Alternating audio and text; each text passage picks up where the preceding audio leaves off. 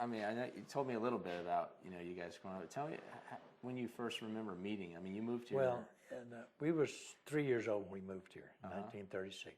Right. And we moved right behind them. Okay. So our parents, their parents were Baptists, and we went to church together. So that's when I first remember him. Of course, now to be, friends was when we started school. Mm-hmm. We started and finished school together. And so we was in every play that Dice ever put on our class, which was 2 a year. So you guys were actors. We were actors. He always got the star part. And I got the policeman. JM said. Dedication America. So. In his what? America. Yeah. Dedication America. Yeah. Okay. What plays have you guys met, in church, and then you went to school together? Yeah, we went to school together from first grade through. Mm-hmm. And every year, our classes to raise money for the end of the year trip. Right. When we graduated, we put on plays. All right. And we started actually in the first grade, but we didn't charge for those. When we got a little older, then they would charge admission to see our plays. And Johnny Cash always played the lead part. And I always got the police part. I don't know why. I looked Irish, I guess. And but we were in every play. You remember what was the first play you guys did, or one of the plays that I your sang. favorites? The only time I've ever sang on stage. And Oh, Them Golden Slippers. Mm-hmm. I had to have on a white suit, and my buddy had to have on a white suit, Charles Dean. And so I sang Oh, Them Golden Slippers. Then from then on, it was more of a play type thing. Outside of school and church, what did you guys do here in We Dias? walked everywhere we went. Mm-hmm. We went to Lepanto, Kaiser, Wilson, all the towns.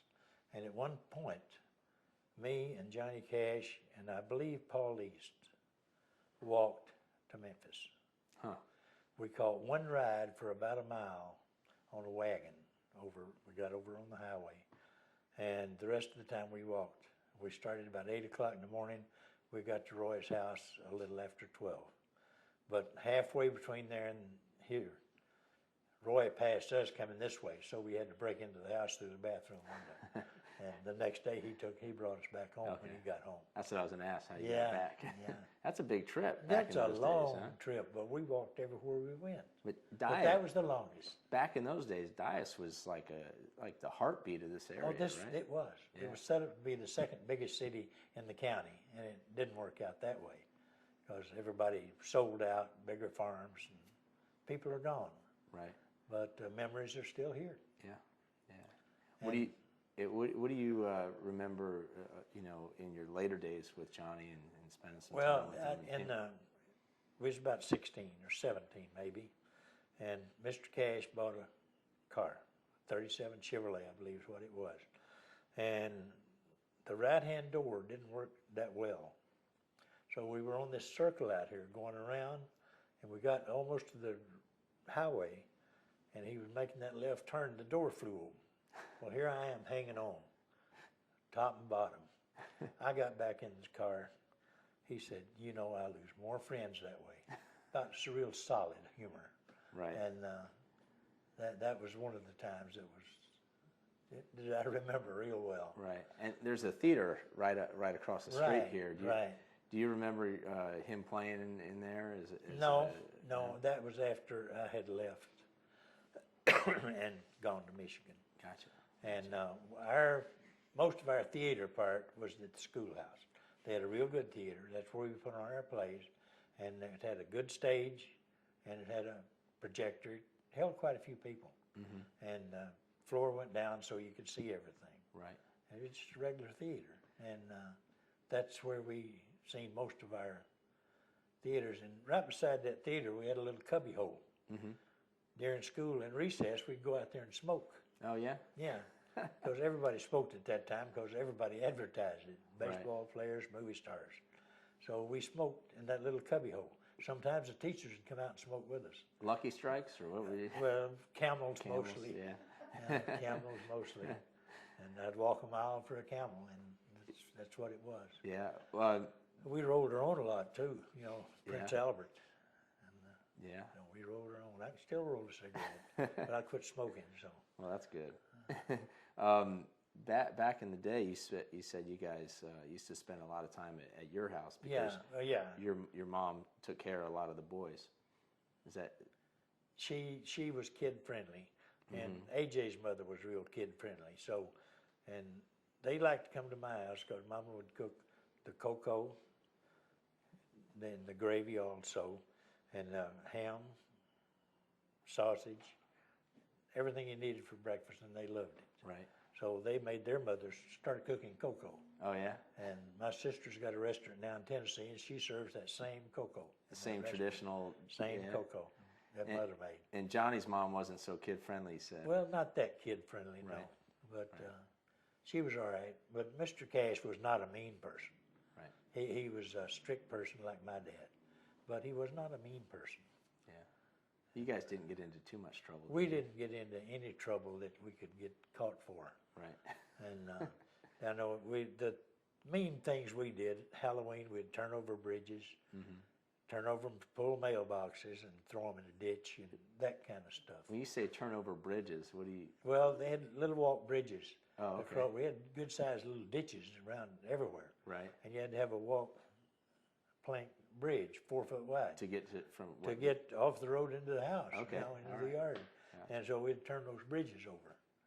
And so the next day they'd have to turn them back and put their mailbox back up. That's not too bad. No, that ain't bad at all. Nothing to get sent to jail for, no. right? And I seen him, well, many, many times on stage. The one time he first got on the Grand Ole Opera, there's a guy in Michigan had a country music show. And on a Saturday night, he'd bring in country stars from the Opry. And he loved Johnny Cash. And he'd bring him in every week, every other week. And JR started making $500 a night. He was tickled to death that he was making that kind of money. Right. You know. On the radio show. No, on the appearance at night. Okay. His personal appearance. Okay. On his concerts. Huh. And but that's what he got for doing that show. When was that? In the 50s. Okay. In the 50s. Huh. And he came up there to Michigan a lot. They loved him up there. To Port Huron, I've seen him 5 or 6 times. And Detroit a few times. Masonic Lodge. And Cobo Arena. But that was a big show. Ooh. Yeah. And, bigger than the early days, right? Yeah. Oh, yeah, yeah. Early days was tough. Yeah, they used to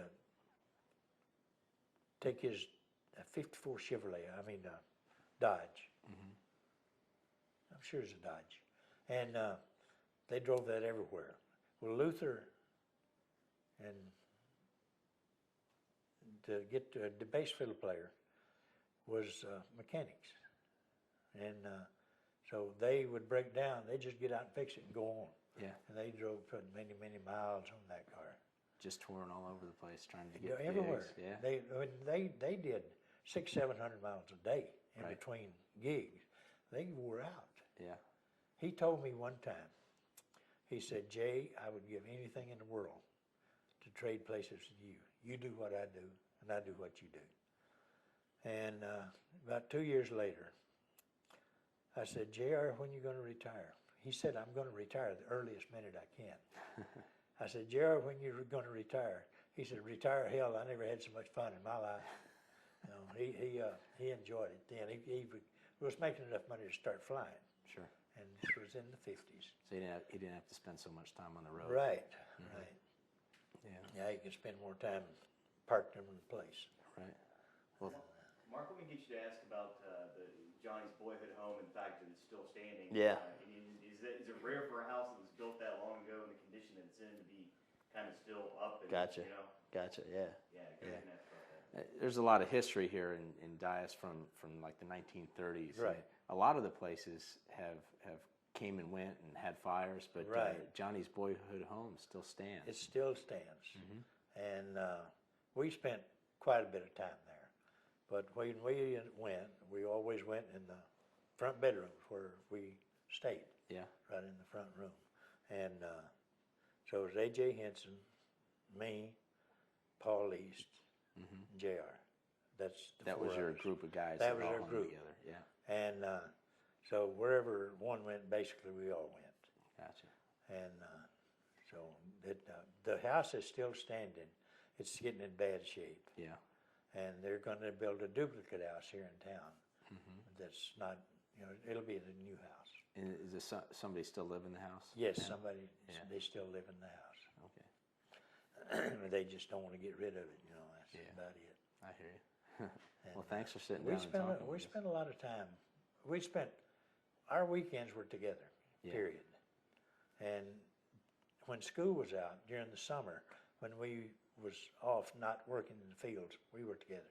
Right. So we slept together. 4 of us, one bed. The outside would have to hold in the front on. room? Well, at my house. Oh, at your house. Okay. And the 2 on the outside would have to hold on the floor with a hand to stay on the bed because we were grown, Yeah. And it was fun. A lot of good memories, huh? Yeah.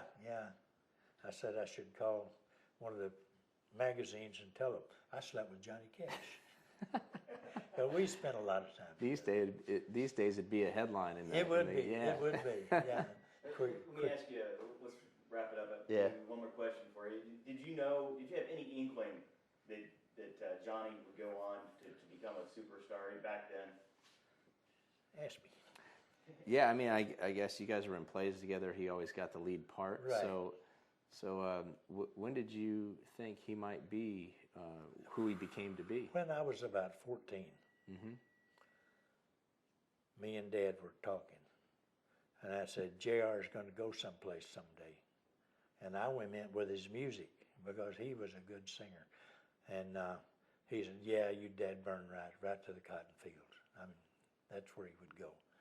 And That's what your dad said. that's what my dad said. But I told him at about 14 that he was going to make it. Yeah. Because I just had the feeling, because he was a good singer. You're right. He was a good writer. Yeah. And he was smart. Did he sit down and play for you guys? He as never boys? played a guitar in Just- his life until he went to Germany. Yeah. Now other people would play, and he would sing. Yeah. But if no one had to play, he'd just sing. That had to be pretty neat. Yeah. Yeah. Like. Yeah. you guys When did- Teresa Brewer came out with Temptation, Uh-huh. and that was in the 40s, he could sing it higher than she could at 12 years old. I mean, he had that high-pitched voice. And that's the time of period his voice had just started to change. Right. So, yeah. And what was the next song after that you remember him singing? I don't know. He sang what's a your lot favorite? of. What's your favorite? You look Well, back I at still it. like the first 2. Yeah. Yeah. Which were Cry, cry, cry, Cry, May Cry. Porter. Okay. When that song came out, I went over to his house, and the baby was about that long. And he was on the radio. He was going from station to station. Hey Porter and Cry Cry had just came out. And he said, it's not to hear what the song, it's to hear what they say about me. So they must have said quite a bit. That's neat. Hey, well, thanks a lot for sitting down with us and sharing some of those memories. There's no problem. I appreciate it. Anytime. Thank you. You guys hang tight. We're going to move the camera